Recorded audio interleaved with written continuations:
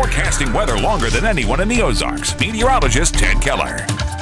Well, the winds have finally decided not to be quite as mean tonight. We've had a front go through the area. Here's the weather map tonight. We've got cool air settling into the Ozarks, and that cool air has taken all day to get here, really.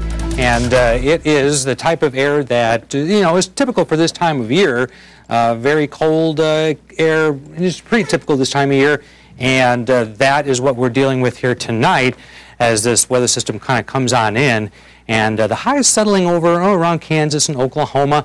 The winds are still out of the west, but they're not as strong as they were, and the front has moved on. Now, this front produced severe weather in Louisiana and Mississippi yesterday, and it produced severe weather in the Carolinas right now. The winds tonight, though, thankfully, are easing quite a bit, and that is going to lead to a pretty good Wednesday. Sunny, that's the main thing about tomorrow. The sunny skies coming back to the area. That'll make a big difference with a high temperature of 42. So today's high was 34. Increase that a little bit for tomorrow and increase it a little bit more toward the middle of the week. Now, for November, which we're going to wrap up at midnight tonight, it's been interesting. I went back and looked at the records. The highest temperature was 72 degrees. Lowest was 19. We had a whole slew of 70s, actually. Normal precipitation, yes, but we weren't there until last week's storm when we finally got, about half of that amount taken care of. Up until that point, we were pretty dry, and we had 1/10 of an inch of snow. And you can remember when that was. That was on Thanksgiving Day. Now, December is coming. What about the outlook? Not real extreme in one sense or the other. Temperature-wise for December, it is forecast to at least a high confidence that in the southwest it's going to be above normal. And we're not really in any area, left or right of that, just kind of in the middle somewhere.